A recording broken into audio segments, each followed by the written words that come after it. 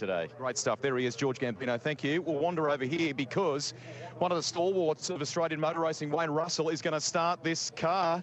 There's a little bit of a flashback. Are you okay? You're a bit emotional when you got in the car on Friday, I think, weren't you? Still am. What are you talking about? You've been nursing a couple of injuries too. Just give us the state of those, and is the key here to get your stint done and then let the young fellas take over? Yeah, pretty much. I did a hamstring tear on Tuesday last week, which was really dumb, but anyway.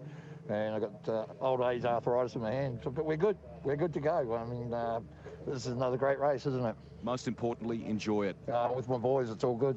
There you go. We're getting set to go to Chris Stubbs here. Looks like Jaden Ojeda jumping into the car. He'll share with Simon Hodges too. So will Wayne hand that car over? We know that he's had a couple of injuries that he's carried into this race. Very emotional about starting a big race at the mountain again with his family, with his sons. Brad Carr has jumped into car number 8. So Tim Slade has jumped out. So here we go. So Carr's leaving the lane. It looks like they've got the Russell entry out just a fraction quicker. Now, was there a driver change in this? I think Carr has stayed at the wheel. Right there? That would make sense to me, Rusty. I think you keep Brad in that car, Brad Carr, for as long as you can in the first half of the race, especially under safety car, with all due respect to Brad, and he has been going very quickly in the queue. There you go, down the inside of the McLeod Astra, or at least thinking about it. Behind that is Drew Russell in the Go Karts Go BMW. He's 4th. Bradley Carr in car number 8 is 5th on the road. And then you go back to Tony Quinn and Cameron Hill in car 147. So 2 stops in for Russell, 2 stops for Carr, the entry that he shares with Tim Slade, and Cameron Hill got a second pit stop away in car 147 under the safety car, playing the smart strategy game. So they're already 2 of their 6 stops ticked off in the race, and that will be very pleasing to them. Busy pack of cars making their way up to the Worth cutting here in our latest restart, the High-Tech Oils Bathurst 6 hour. But a bit of smarts kicking in though, Matt. Like, it's busier than Pitt Street, you can see that. But everyone, you know, it's just a safety car restart. Let's have a little, you know, quiet think about how we go about this. And then just gradually, you can see the Bargwana car trying. Go-karts Go entry, putting a bit of pressure on there too. Well, this is a battle for the lead. They'd swap positions twice on the previous lap while we had the updates going on there. So battle for the lead here, climbing Mountain Straight. So Tristan Ellery and Drew Russell. Drew's a massively underrated young driver, spent some time in supercars, a long time in Super 2 with the family team.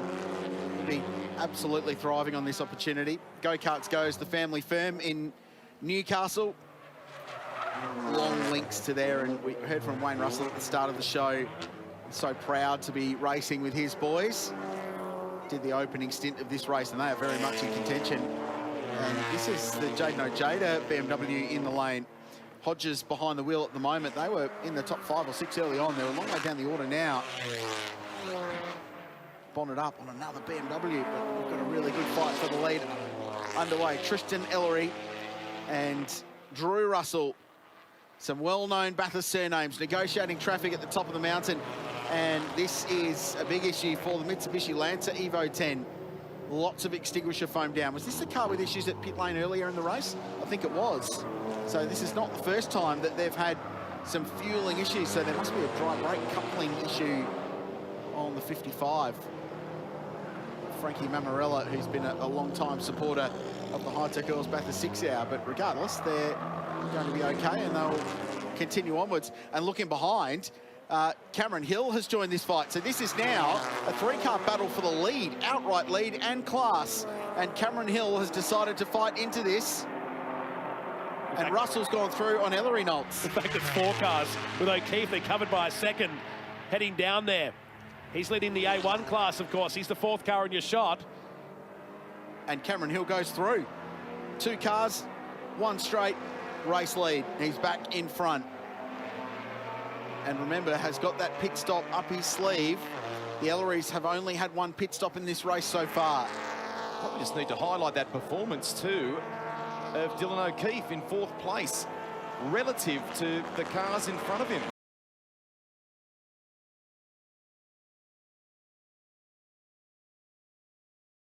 Talk up this 147 car. If you just joined the coverage here today on Stan Sport, 61st on the grid he started.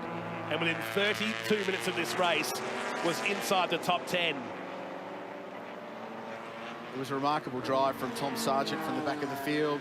The safety cars have fallen well for their pit stop strategy to get those 2 stops out the way. So the first 2 cars on the road have stopped twice. Tristan Ellery only the 1 stop, so he jumped into that car at their first pit stop. Dylan O'Keefe just the 1 stop in the A45, but and they have only 4 mandatory pit stops to make in this race. So they've got some time, Rusty, up their sleeve. Just to make your point, one of the great cars run by Garth Walden Racing, GWR, and they're punching well at the moment with Mike Sheargold and Ollie Shannon. 4th outright. Back to Drew Russell, 2nd place. Proud from Newcastle, Nova Castrians. They have a sensational day. Quickest lap of the race so far too. 2 minutes 27.33. They are having a good day. It's about the only thing the 147 squad haven't got so far today, isn't it? Fastest lap. It's quick. It's not far off lap record pace actually in Bathurst 6-hour history. Set in the early running. So Hill, Russell, Ellery, O'Keefe, top 4. Will kick in again at the back end when conditions change. We'll be watching the sun start to set, but this is the time when little mistakes can start to creep in. It's human nature, isn't it? In the middle of the day, we start to get tired, you take your eye off the ball, and if you take your eye off the ball, Rusty, here for 1 minute, doesn't matter if you're thinking about the next Tim Tam that you're going to get, when you finally get back into pit lane, it can spell big trouble. Are there Tim Tams in pit lane? I've really got to go. Hey, just to your point there, with experienced people behind the scenes, when you've got a Paul Morris or a Roland Dane or, people like that of that calibre in certain teams, or if you've got drivers like John Bauer that are a part of the mix, that's when those sorts of guys, at moments like you're talking now, absolutely are worth their weight in gold. Just to settle it all down, keep it in perspective and remind everyone how far we've got to go. Molly? All about chocolate with you today. I don't know what it is, but I've got Aaron Russell. Aaron, you're getting ready for your first stint. How many laps do you ready to on standby in case there's a safety car? Yeah, I mean, we're in whenever we can now, so if there's a safety car, we're in. I'm getting a bit sick of the cars stopping and starting everywhere on the track.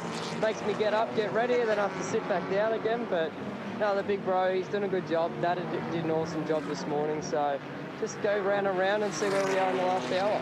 And what's the feedback from the guys? How's the car feeling? Yeah, he seems pretty happy at the moment, so we weren't too happy after qualifying, but seems to be doing a really good job now, so he's pretty happy. He's not complaining too much like he usually does. And speaking of sitting down, can you just show us your little seat comforter you got there? So we were talking earlier about the seat inserts for the driver changes. This is obviously yours. How big a difference is there between you three? They're about 100 mil taller than me, but I'm really short in the torso and the legs, so yeah, it's a bit awkward, but you just deal with it. I get sick of carrying it, so I thought I'd sit on it. Makes it heaps easier. Nothing wrong with a booster seat. Good luck out there. Thank you very much. Thank you, Molly. Great insight. We did touch on the seat inserts early on.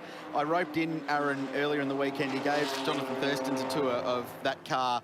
He was here. That said impact at the top. No, it's not in the country. So decided he didn't want to be anywhere near Bathurst. So he took his lovely partner, Jess, up to Brisbane, and delighted to tell you that it will be Mr. and Mrs. Medicki at some point in the future. Right. So George popped the question, Jess said yes, and we offer our sincere congratulations. And the next job now, after the wedding, make sure you're in the Bathurst 6-hour next year with Marcus Ambrose and the Ford Mustang. But well done to George and Jess. Congratulations. Great stuff. Here we take a look at the second penalties. So Matt G saying the problem in his eyes is that not being able to take the penalty, if we finish under safety car, it becomes a much bigger penalty due to field compression. So he felt that adding the time to a compulsory pit stop is a better option, but still admitted it is flawed in his eyes. So as well for that particular reason, and some of these teams not as well resourced as professional racing outfits, because a lot of them are just family outfits going motor racing. The Russells back in the lane. So this will be their 4th pit stop. Aaron Russell is currently behind the wheel. They're 3rd on the road. I reckon there was only 2 or 3 laps that they put down before coming back in. So on your right of screen is Shane Smollen, who in the order is behind Aaron Russell. So Matty's rightly question marked the stop here for car 58. So we'll get onto that story for you. And you're riding with Shane as he comes up to turn 1 now, and that's the pass effectively, albeit with the BMW in the lane, and there's a drama here. There's a problem going on for the Russell family. This has been a tough day for BMW, hasn't it? Matty was spot on. 3 laps in this stint for Aaron behind the wheel. We heard from Drew. Oh, and 151. That'll be a sigh of relief for the Russells, because they'll buy a little bit of time to resolve whatever problem it is they've got in car 58, but they've dropped out of the top 3 with that time in the lane. Now, it hasn't been that long since we've seen the leaders in pit lane. So Tom Sargent's only 5 laps into his stint, Brad Carr only 8 laps. But I wonder if they'll take the opportunity to tick another compulsory pit stop box. Can only do 1 per safety car. What's going on the top of that? That's open heart. Yeah. And that's the answer to the question. So Brad Carr into pit lane straight. 8. He just did it was a drive, basically a drive-through. So the Russells off the top at McPhillamy. Gee, we've seen, and following off one of the Commodore's Class B car as well, so Aaron Russell behind the wheel.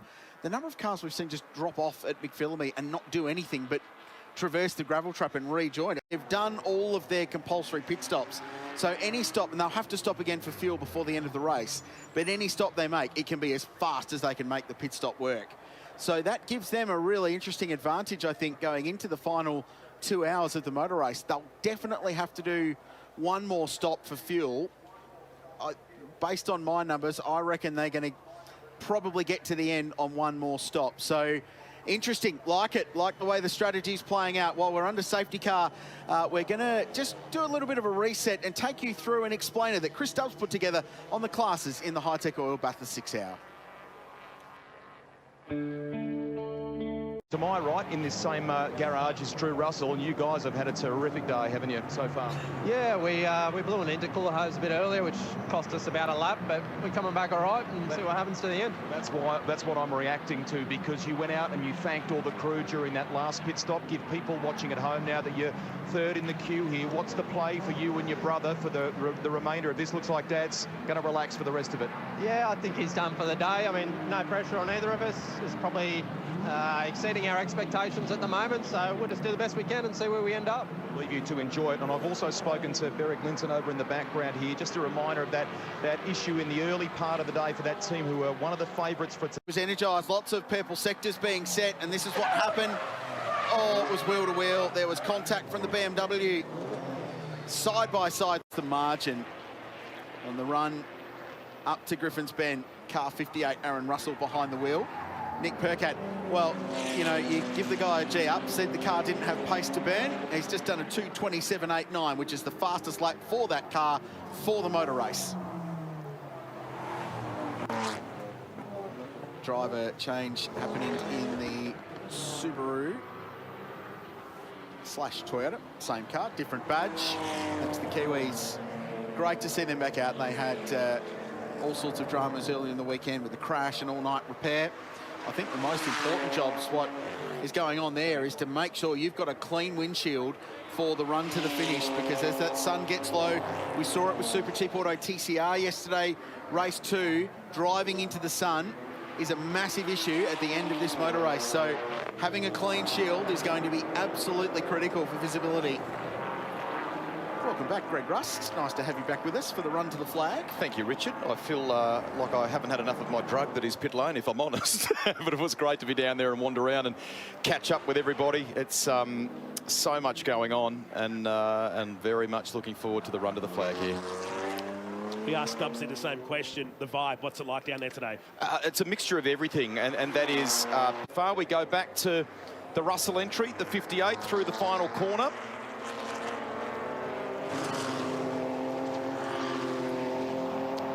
It's a day of what could have been for so many, Matt, isn't it? Would we have seen Anton Di Pasquale at this point in the mix? Will Davison, you can add to that list as well. You could have set up a form guide and gone, that's how it'll be the majority of this race. And within 30 minutes, the whole game changed. Earlier today, That was Aaron Russell. He was on target for his fastest lap then, and he missed it by 0.4 of a second, but he encountered traffic at the bottom of Conrod Straight. Look at that. Because I've been dwelling on it. Let's put it this way. Last year, there were 11 safety cars in this race. There were a lot of safety cars in the race last year. Well, we've had 5. So from a green flag running point of view, it's been significantly better. And I say that with a caveat that there's still 64 minutes to go in the motor race. From 2 an hour to 1 an hour on average last year, hey? It's been a speedier race. Yep. What are we up to now? What are we up to in lap? 106 laps. Yeah. So again, I hesitate to bring it up, but the distance record is 131, just over 813 kilometres. So Russell responds, another fastest lap. In fact, it is the fastest lap of the race, that time by for the Go-Karts Go BMW, 2:27.2. The gap is 17 seconds. And he is on a charge, but look at the traffic ahead for him here. That's Sargent in the lead.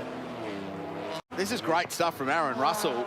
I talked about Nick Percat's in lap in the purple sector. Well, Aaron, as he builds towards their final pit stop, purple lap time, fastest of the motor race. Love the energy there. They think they're in a shot, not just to go second. I reckon they think they're under the shot to win this race. They're a little bit behind on track position. They might need a little bit of assistance, but they are well and truly in contention for this motor race. what an incredible story. A trio from Newcastle. Dad's been around motorsport for a long time, and not just in circuit racing, as you know, Knowles. Both the boys have had their go in career terms at trying to be full-time and professional racers. And we can think back not all that long ago when Aaron was at Lucas Dumbrell Motorsport, for example. So, you know, great to welcome them back to the mountain. There's no more pride than Wayne when we saw him take to the wheel of the circuit on Friday. So great effort this. And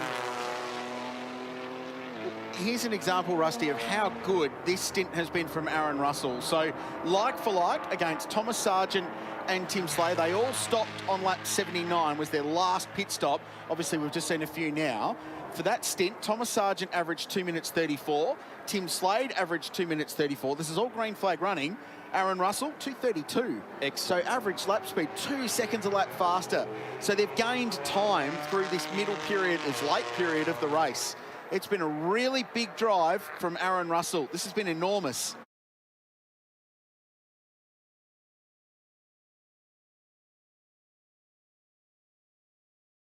Car is just coming to pit lane beneath our commentary position. And it's struggling. It's struggling up the lane. Aaron Russell. No. It's run out of puff, and they will not. Their garage, their pit box is at the exact opposite end of the lane. Unbelievable. And here they come. Oh.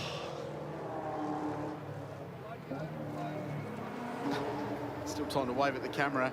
One of our fantastic volunteer officials has dived in to help push. They don't need to do that, but what a great sporting gesture.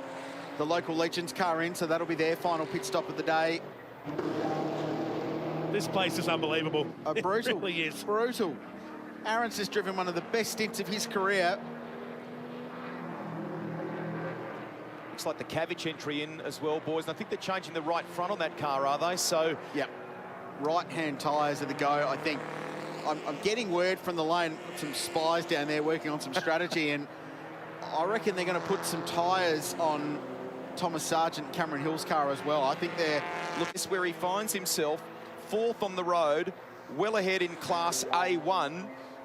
They've done a ripping job in that car here today. He's potentially going to be 3rd outright here in a minute. They still haven't got the Russell car to the garage right now. Now the leader is coming in, so Tom Sargent into the lane here at the end of lap 107, right on the braking marker. So the Tegra Australia BMW car. Great sport gesture. Yeah.